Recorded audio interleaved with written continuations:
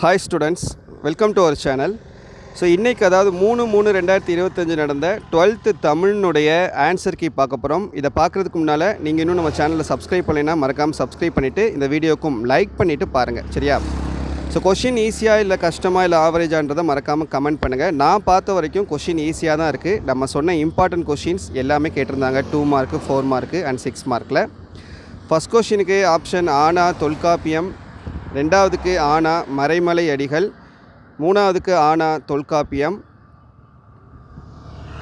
நாலாவதுக்கு ஆவண்ணா கார்பனற்ற ஆற்றல் பயன்பாடே தேவையாகிறது, அஞ்சாவதுக்கு ஈயண்ணா, ஆறாவதுக்கு ஈனா தந்தை வழி சமூக முறை, ஏழாவதுக்கு ஆனா இசைக்கருவி, எட்டாவதுக்கு ஈயண்ணா வினைப்படிவம், ஒன்பதாவதுக்கு ஈயண்ணா மலை, பத்தாவதுக்கு ஆவண்ணா கறந்து வரல் திரை, 11ஆவதுக்கு ஈனா மகிழ்ச்சி, 12ஆவதுக்கு ஈயண்ணா காண்டம், 13ஆவதுக்கு ஈயண்ணா வயதில் சிறியவர் ஆனாலும் தலைவர், 14க்கு ஆவண்ணா பாடான் திணை.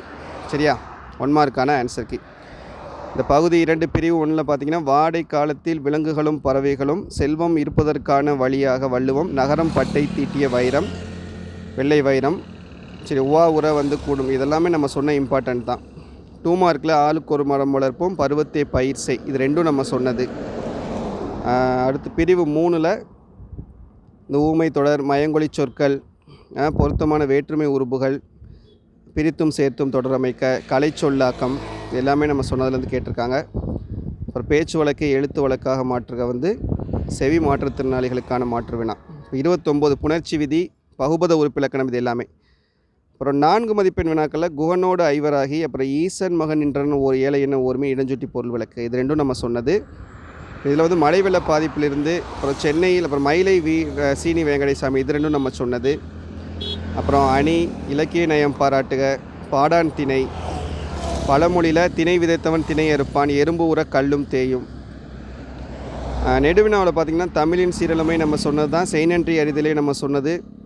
45ல் நிர்வாக மேலாண்மை நம்ம சொன்னது. 46ல் கோடை மழையும் உரிமை தாகமும் நம்ம சொன்னது. ஸோ மொத்தத்தில் நம்ம சொன்ன இம்பார்ட்டன்ட் கொஷின்ஸ் படிச்சிருந்தீங்கன்னா தாராளமாக 90க்கு 80 மதிப்பெண்ணுக்கு மேலே எடுத்துருக்கலாம். ஸோ நீங்கள் எக்ஸாம் எப்படி எழுதிருக்கீங்க அப்படின்றத மறக்காமல் கமெண்ட்டில் சொல்லுங்கள்.